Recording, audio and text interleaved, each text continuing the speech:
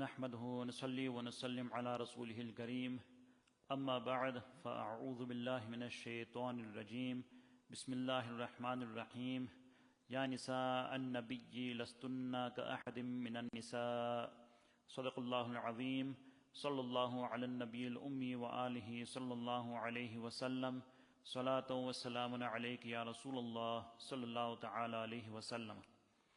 All praise is due to Allah subhanahu wa ta'ala, our cherisher and our sustainer, and choices of durood and salam be upon his beloved, our master, arwahuna fida, Sayyidina Muhammadur Rasoolullah Sallallahu Alaihi Wasallam. Alhamdulillah, this evening marks the 10th of Ramadan al-Mubarak, which is the Yawm Wisal of al-Mu'mineen, Sayyidah Khadija-tul-Kubra Radiallahu Anha, who is the first and most beloved wife of Rasoolullah Sallallahu Alaihi Wasallam. So inshallah we will discuss a few excellences that Allah subhanahu wa ta'ala has granted to her, and also to understand a few lessons from her life. Now if you look at the life of Sayyidah Khadija Radiallahu Anha, or any of the wives of Rasoolullah Sallallahu Alaihi Wasallam for that matter, we find that Allah subhanahu wa ta'ala says in the Holy Quran, Ya nisa an-nabiyyi lastunna ka ahadim minan nisa. O wives of the Prophet, you are unlike any other woman. And we learn an important point of aqidah from this verse. Firstly, we understand that the shan of the blessed wives of Rasoolullah Sallallahu Alaihi Wasallam has been exalted by Allah subhanahu wa ta'ala, that no other woman in this dunya can equate to their maqam. As Allah subhanahu wa ta'ala has addressed the blessed wives in the Holy Quran and said, you are unlike any other woman. So as soon as any of the womenfolk of that time came into the nikah of Rasoolullah Sallallahu Alaihi Wasallam, then automatically they entered into a category which made them elite, which made them exclusive, which gave them a maqam and honor that was unattainable to any other woman. And the point of aqidah we learn from this is that when someone becomes attached to Rasoolullah Sallallahu Alaihi Wasallam, by them having the attachment, it puts them into a category that makes their honor and dignity elevated. So if someone, through connection to Rasoolullah Sallallahu Alaihi Wasallam, can become so elevated that no one can compare to them, then imagine the maqam of Rasoolullah Sallallahu Alaihi Wasallam himself. Imagine that personality himself, through whom other people, when they become connected, their maqam becomes elevated and exclusive. So from this alone we understand, through the maqam of the blessed wives of Rasoolullah Sallallahu Alaihi Wasallam, how elevated the maqam of Huzur alayhi salam is. That just by them coming into his nikah, Allah subhanahu wa ta'ala says to them, Ya nisa an-nabiyyi lastunna ka ahadim minan nisa. You are unlike any other woman. Their maqam, their rutbah, their honor has been elevated by Allah subhanahu wa ta'ala, that no one can attain.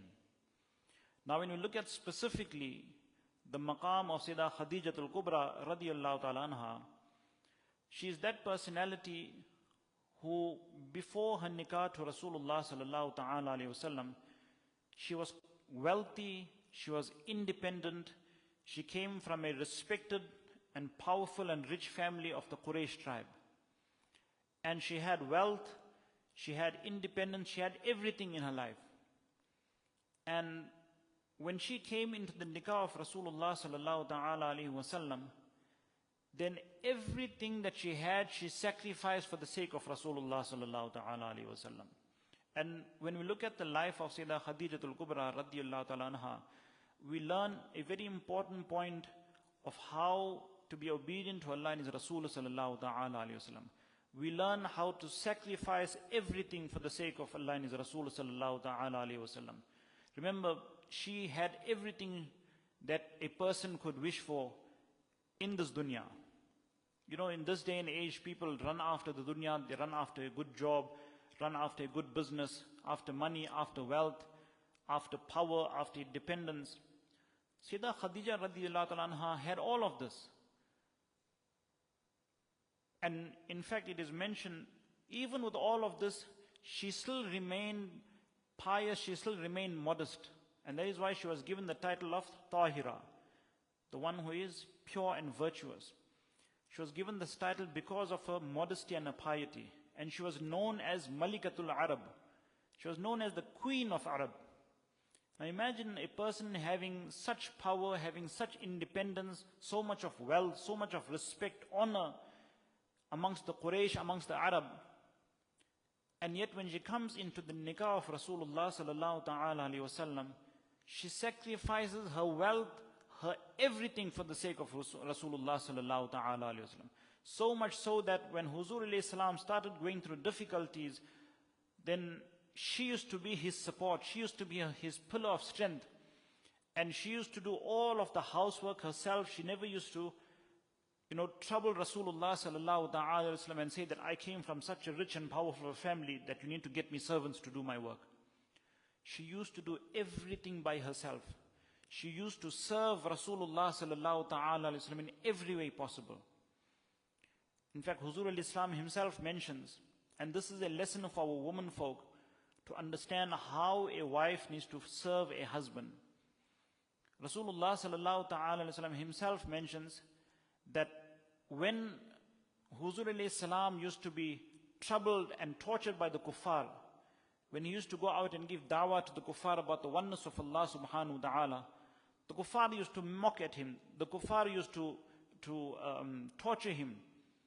And after all of this, when he used to come home, he used to come home with obviously a saddened feeling. He used to come home dejected. And when he used to have all of these negative feelings in his heart because of, being tortured by the kuffar, he says when he used to come home, Sayyidah Khadija-tul-Kubra Radiallahu Anha, she used to be standing at the door to welcome him. And when she used to smile at him with such delight, he says all of his worries and troubles used to go away. Subhanallah. This is how she used to welcome him into the home. And this is how our wives and our mothers, our sisters, this is the lesson that we need to learn from her blessed life of how a wife is supposed to serve a husband, how she is supposed to do everything to please her husband and create an environment in the home that is conducive to peace and tranquility. And this is what she did. She sacrificed her wealth, her time, her efforts, everything, her energy, all of that she sacrificed for Sayyidina Rasoolullah Sallallahu Alaihi Wasallam. And not once did she complain in all of the hardships and the difficulties that they went through. Not once did she complain to Rasoolullah Sallallahu Alaihi Wasallam. In fact, she was always there as her pillar of strength. She was always there as his pillar of strength. And this is something that we need to learn. Now when you look at her specific excellence that is mentioned in the hadith, Sayyidina Abu Huraira Radiallahu Ta'ala, he narrates that one Sayyidina Jibreel Amin alayhi salam, he came in the court of Rasoolullah Sallallahu Alaihi Wasallam, and he says, Ya Rasoolullah Sallallahu Alaihi Wasallam, soon your wife Khadija is going to come to you with a bowl of food. And when she comes to you, then give her the salam of her creator and my salam, and give her the glad tidings of a dwelling in Jannah for her made of pearls, in which there is no disturbance, there is no difficulty. Subhanallah. Who is saying this? Sayyidina Jibreel alayhi salam is bringing the message that Allah subhanahu wa ta'ala himself gives salam to Sayyidah Khadija-tul-Kubra Radiallahu Ta'ala Anha. And Sayyidina Jibreel Amin alayhi salam, he also gives salam. And he gives the glad tidings of a palace in Jannah made of pearls for her. And when Sayyidina Rasoolullah Sallallahu Ta'ala Alaihi Wasallam conveyed this message, Sayyidah Khadija-tul-Kubra Radiallahu Ta'ala Anha, again, she taught us a very important lesson of how to reply to a salam that is conveyed to you via somebody. So the salam of Sayyidina Jibreel alayhi salam, the salam of Allah subhanahu wa ta'ala, was conveyed to her via Rasoolullah Sallallahu Ta'ala Alaihi Wasallam. And in reply, what does she say? She says, Allah is salam. Then she says, replies to the salam, and salam be upon Jibreel, and salam be upon you, Ya Rasulullah Sallallahu Alaihi Wasallam, and the mercy and the blessings of Allah subhanahu wa ta'ala.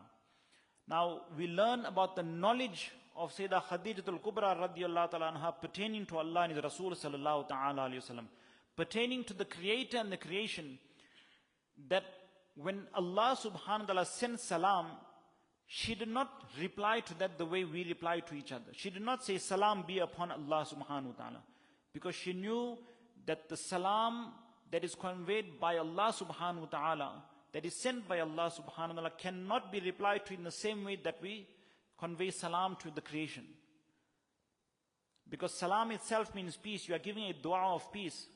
We cannot give dua of peace to Allah subhanahu wa ta'ala. He is the one who gives peace. He himself is peace. One of his names is salam. This is why she starts off by praising Allah subhanahu wa ta'ala with his name of peace. She says, Allah is salam. Salam is one of his names. And then she says, salam be upon Jibreel, alayhi salam, and salam be upon you, Ya Rasulullah Sallallahu Alaihi Wasallam. And the mercy and the blessings of Allah subhanahu wa ta'ala. And this is why in Bahari Shariat it is mentioned that when someone conveys salam to you via somebody else, for example, someone comes to you and says, so and so said must give you salams, then we should not say wa alaykum salam. Why? Because if you say wa alaykum salam, you are only replying to the messenger, the one who is in front of you. You are saying salam be upon him or her.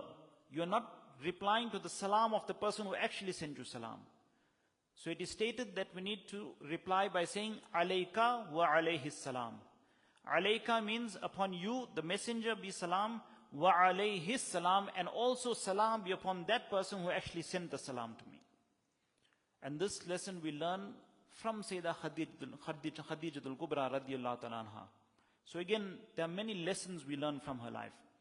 Now another important point of Aqidah we learn from this narration.